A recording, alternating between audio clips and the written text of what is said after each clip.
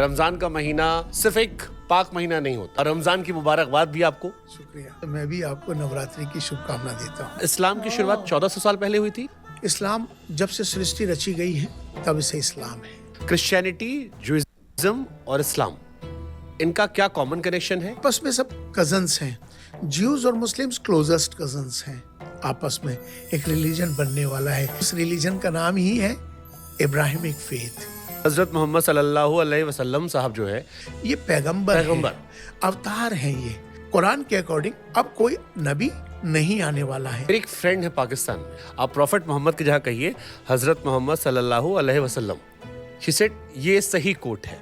तो मुझे ये क्यों टोका? दरअसल उन्होंने जो हमने जो कहा इंग्लिश में पीस बी अपॉन हिम, उन्होंने उसको अरबी में कह दिया सल्लल्लाहु अलैहि वसल्लम। ओके, अगर वो आपको अच्छे अंदाज में वो समझा देती कि पीस बी अपॉन हिम तो आपको ज्यादा समझ में आ जाता। 11 मैरिजेस में से 10 मैरिजेस में विधवा थी वो महिलाएं। इसके पीछे क्या कॉन्सेप्ट सर हो सकता है? मिश्रा जी बहुत अच्छे सवाल कर रहे हो आप। क्या मक्का में शिवलिंग है? मुझसे भी पूछते हैं मेरे से जो जुड़े लोग हैं हिंदू। शमी का एनर्जी ड्रिंक पीना, क्या वो गलत था? नुपुर शर्मा प्रकरण में जो कुछ कहा गया था वो कितना सही था, कितना गलत? मस्जिद का कॉन्सेप्ट क्या है? That's a very good question. नमाज, मैंने कहीं सुना कि ये संस्कृत शब्द है। हाँ, यकीनन। नमा माने झुकना, अज माने ईश्वर। ईश्वर के सामने झुकना, ईश्वर के सामने सरेंडर होना, उसे नमाज कहते हैं। इस्लामिक टीचिंग में नॉन मुस्लिम्स को यानी स्पेशली हिंदूज को कैसे देखा जाता है कुरान के अंदर? कि इन काफिरों से अपना रिश्ता मत रखो जो नॉन बिलीवर्स थे। भारत के लोग आस्तिक हैं। जिहाद का जिक्र होता है। जिहाद माने नेगेटिव कर दिया। लश्कर तैयबा जो उसका मायना है मोहम्मद साहब की सेना, जैश मोहम्मद, मोहम्मद की सेना, लश्कर, ये सारी जो ऑर्गेनाइजेशंस हैं ये इस्लाम के मानने वाले हो ही नहीं सकते। इस्लाम में ये हराम है।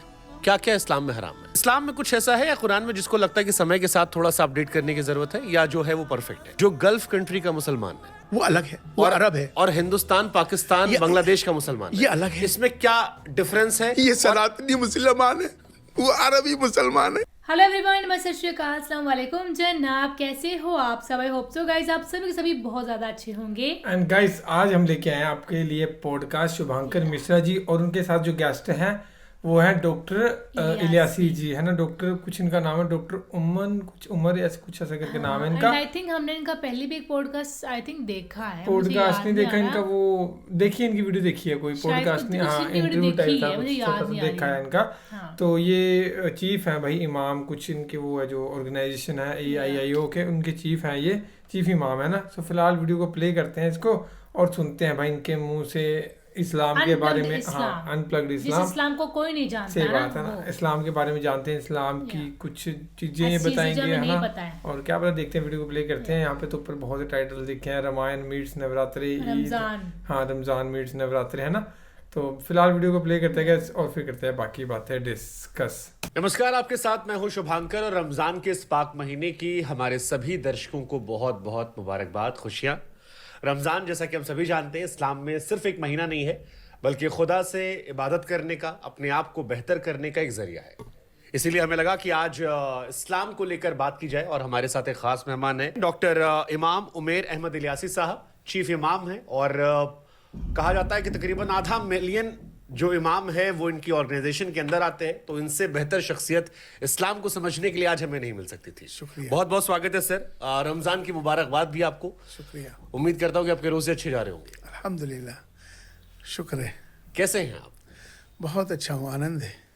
हमने जैसे शुरुआत की सर की, रमजान का महीना सिर्फ एक पाक महीना नहीं होता। हमें से थोड़ा बताइए हमारे दर्शकों को जो नहीं जानते, मुझ जैसे लोग। और आज हमारे सवालों में अगर कोई गलतियां हो तो उसके लिए माफी भी कर दीजिएगा, क्योंकि नीयत अच्छी है।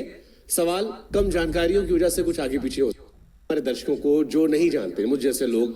और आज हमारे सवालों में अगर कोई गलतियां हो तो उसके लिए माफी भी कर दीजिएगा, क्योंकि नीयत अच्छी है। सवाल कम जानकारियों की वजह से कुछ आगे पीछे हो सकते हैं। नहीं, बिल्कुल ठीक बात है। मैं भी, आपने जिस तरह से मुझे रमजान की बधाई दी, शुभकामना दी, मुबारकबाद दी, इसी तरह से मैं भी आपको नवरात्रि की शुभकामना देता हूँ। Very nice. नवरात्रि बहुत जल्दी आने वाली है कि वो किसी के नवरात्रि रिस्पेक्ट नहीं करेगा, कुछ नहीं बोलेगा, रिस्पेक्ट करेगा चाहे कोई भी बंदा हो। ये वो इबादत होती है जो आत्मा को परमात्मा से कनेक्ट करती है, जोड़ती है। रोजा खाली भूखा रहने से मकसद नहीं है, रोजा आत्मा को पवित्र करती है, पाक करती है। जिस तरह से रोजा रखा जाता है 30 दिन का, जब हम रोजे रखते हैं तो रोजे के अंदर हमारी जो पूरा शरीर है, बॉडी है, जो डिटॉक्स हो जाती है। रोजा के बहुत सारे नियम हैं। उस नियम के अंदर जो सबसे ज्यादा महत्वपूर्ण है वो है कि आप अपने अंदर की सफाई करते हैं। आपके शरीर की भी सफाई हो रही है, अंदर की जो बुराइयां हैं उनकी भी सफाई होती है। अब बेसिकली अपने आप को पाक करना है। पाक करने का एक तरीका है, जिस तरह से हम थोड़ा खाना है लिमिट में, और दिनों के मुकाबले कम खाना है। और जब हम कम खाते हैं तो हमारी जो पूरी जो बॉडी है वो डिटॉक्स हो जाती है, तो वो सेहत तंदुरुस्ती हमारे शरीर को होती है। इसी तरह आत्मा की भी तंदुरुस्ती होती है, आत्मा की भी पाकीज़गी होती है जब हम बुराइयों को निकाल देते हैं। रोजा रखने से, चूंकि उसके बहुत सारे नियम में एक नियम है कि आपको कोई गलत काम नहीं करना है। मेन चीज, आपको झूठ नहीं बोलना है, किसी को तकलीफ नहीं देनी है, किसी के बारे में बुरा सोचना भी नहीं है, बुरा देखना भी नहीं है। ये बेसिकली रूह की पाकीज़गी के लिए है। इसी तरह से नवरात्रे भी हैं। नवरात्रे भी लोग जो रखते हैं, व्रत रखते हैं, उसके अंदर भी अपनी आत्मा और शरीर को पाक करने के लिए। वैसे तो हर धर्म में जी, आप किसी भी धर्म में जाएंगे, किसी भी रिलीजन के अंदर आपको देखेंगे कि सबके यहाँ व्रत का कॉन्सेप्ट है। जीव्स में जाइए, उनके यहाँ 10 दिन का होता है। क्रिश्चियंस में जाइए, उनके यहाँ भी 20 दिन का होता है। तो सभी धर्मों के अंदर नवरात्रे 9 दिन के होते हैं। तो हर धर्म के अंदर ये है, तो ये सब के लिए अच्छा है। तो जब आत्मा और परमात्मा एक दूसरे से मिलती है तो उसके अंदर एक नया बदलाव पैदा आता है। तो 31 को ईद है। हाँ, 31 तारीख को चांद दिख जाएगा जी, और डिपेंड करता है चांद के ऊपर। तो चांद दिखने के बाद ईद हो जाएगी, यानी उसके बाद हमको हमारी ईदी मिल जाएगी। यकीनन ईद यकीनन मिलती है। यही इसका नाम, इसी का नाम ईद है। ईद खुशियों का नाम है। हम पूरा महीना जब रोजे रखते हैं और पूरे रोजा रखने के बाद पूरे महीना जब ईद का दिन आता है, वो त्यौहार, वो खुशियों का त्यौहार है। वो जो नमाज पढ़ी जाती है वही हमारी ईदी होती है। जो नमाज पढ़ते हैं ईद की, और फिर हम उसमें जो मांगते हैं एक दूसरे के लिए, उससे जो खुशियां मिलती हैं वही ईद है। आपने भी एक जिक्र किया कि ज्यूइश में, क्रिश्चियनिटी में भी फास्टिंग का कल्चर है। मैं जब पढ़ता हूँ तो इब्राहिम शब्द का जिक्र हर जगह नजर आता है मुझे। एक क्यूरियोसिटी मेरे अंदर पैदा होती है। एक जैसी चर्चा होती है 1400 साल पहले इस्लाम आया। कुछ लोग कहते हैं कि नहीं, इस्लाम शुरू से था, 1400 साल पहले उसे स्प्रेड किया गया, पावरफुल तरीके से स्प्रेड किया गया। क्रिश्चियनिटी, जुइज्म और इस्लाम, इनका क्या कॉमन कनेक्शन है? पहला सवाल तो ये। एंड सेकंड क्वेश्चन, इस्लाम की शुरुआत 1400 साल पहले हुई थी या शुरू से इस्लाम था? बहुत अच्छा सवाल है, और ये सवाल मुझे लगता है कि लोगों को सही बात जानी चाहिए। कंफ्यूजन बहुत सारा है, लोगों को मालूम होता नहीं है, आधा ज्ञान होता है और फिर उस आधे ज्ञान से काम करते हैं तो ठीक, आधा ज्ञान अच्छा नहीं होता। देखिए, पहला सवाल तो चूंकि आपने इस्लाम का कब से है, उसके लिए इस्लाम जब से सृष्टि रची गई है तब से इस्लाम है। पहले जो प्रॉफिट आए, पहले जो अवतार आए, वो आए आदम अलैहिस्सलाम। हजरत आदम बोलते हैं हमारे यहाँ, क्रिश्चियंस में उसमें और ज्यूज में उसको एडम कहते हैं, हम लोग आदम कहते हैं। आदम से आदमी, मनु आए मनु से मनुष्य, वही आदम है, वही मनु है। वो मनु से मनुष्य हो जाता है, इधर आदम से आदमी हो जाता है। तो जब से सृष्टि रची गई है तभी से इसका इस्लाम वहाँ से चलता है। समय समय पर अलग अलग जगहों पर, अलग अलग स्थानों पर अवतार आते गए, और वो अवतार समय अनुसार आते गए, क्योंकि पहले आदम आए, फिर उसके बाद उनके बच्चे थे, फिर अलग अलग नबी नबी नबी नबी नबी बोले तो अवतार, अवतार बोले तो रसूल, रसूल, ये आते गए समय समय के अनुसार। और इस तरह से बहुत सारे नबी हर देश में अलग अलग समय पे आए। बुराइयां जो फैलती थी, जो सत्य का मार्ग था, जो सही बात थी, बताने के लिए अवतार आते थे। तो इस तरह से अवतार आए। तो उसमें एक अवतार जो आपने इब्राहिम की बात की, जिसे क्रिश्चियंस ज्यूज अब्राहम कहते हैं, हम लोग उसको इब्राहिम कहते हैं। आदमी एक ही है, लेकिन नाम का जो उच्चारण है अरबी में और ज्यूज में और अदर लैंग्वेज में अब्राहम, इधर इब्राहिम। तो इब्राहिम अलैहिस्सलाम एक प्रॉफिट थे, एक नबी थे, जो अपने समय पे आए। उन्हीं से जो वो एक बड़े राजा थे, उनकी बहुत उम्र होने के बाद, मतलब बहुत वो बुजुर्ग हो गए थे काफ़ी, उनकी कोई औलाद नहीं होती थी। तो उनकी जो बीवी थी उसका नाम था सायरा। ज्यूज के अंदर उसको बोलते हैं सारा, हमारे यहाँ उसको बोलते हैं सायरा। सेम है लेकिन नाम का थोड़ा सा बोलने का। उनसे रानी थी, उनसे कोई औलाद नहीं हो रही थी, बुजुर्ग हो चुके थे काफ़ी इब्राहिम अलैहिस्सलाम। तो उनके एक बच्चा नहीं होने की वजह से बड़ी दिक्कत थी। तो उन्हीं की जो उनकी रानी थी, उनकी एक दासी थी जिसका नाम हाजरा था। तो हाजरा के साथ उनकी शादी होती है और उस दासी से एक बच्चा पैदा होता है, जिस बच्चे का नाम है हज़रत इस्माइल अलैहिस्सलाम।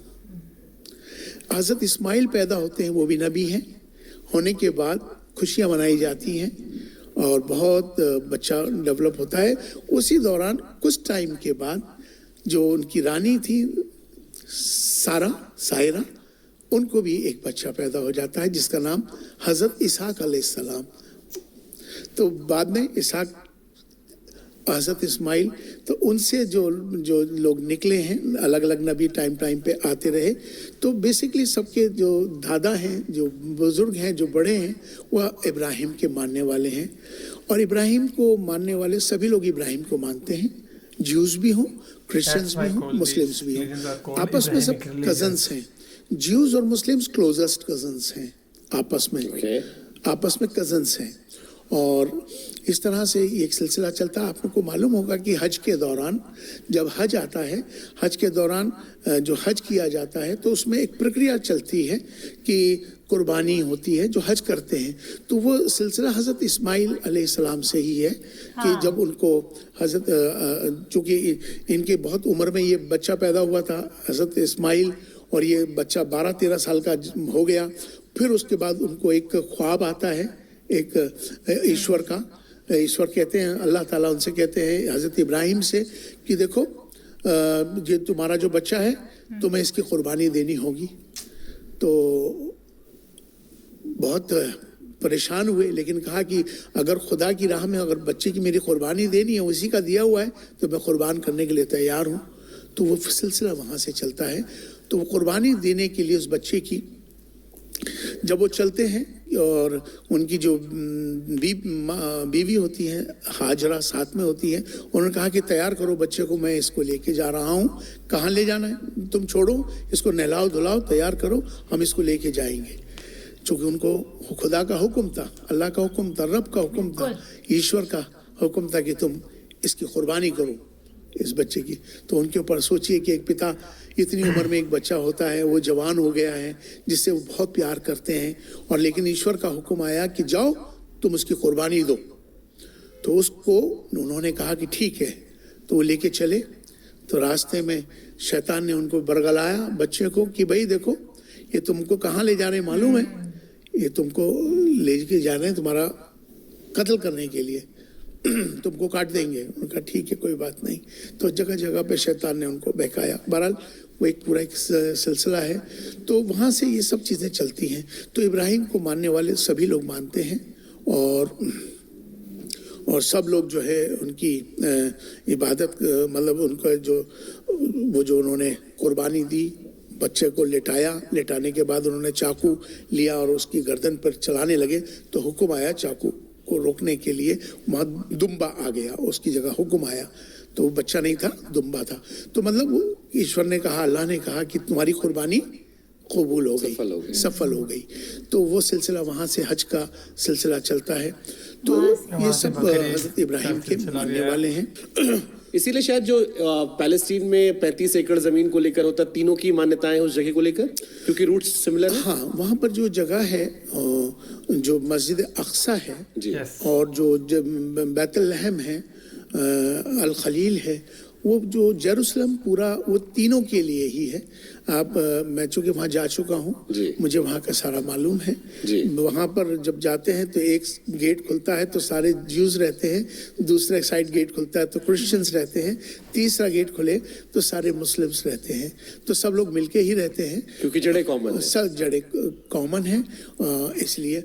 लेकिन अभी आपके पॉडकास्ट के जरिए से एक चीज़ मैं बताना चाहता हूँ जो शायद इस सवाल की अहमियत और बढ़ जाएगी। आने वाले वक्त में एक रिलीजन आने वाला है, एक रिलीजन बनने वाला है जिसकी तैयारी ऑलमोस्ट हो चुकी है। उसका नाम, उस रिलीजन का नाम ही है इब्राहिमिक फेथ। ओके, क्योंकि सबकी कॉमनैलिटीज है, सबके रूट्स एक हैं, फादर एक है। तो ये जो आपस में जो झगड़ा है, इसको झगड़े को कैसे खत्म किया जाए? इसको झगड़े को खत्म करने के लिए एक ही रास्ता है कि ये तीनों एक हो जाए। और एक होने के लिए एक कॉमन एक जगह आने के लिए तो अब चूंकि मुस्लिम्स हैं, अपने आप को मुसलमान कहते हैं, ज्यूज कहते हैं ज्यूज के, क्रिश्चियन कहते हैं मैं क्रिश्चियंस हैं।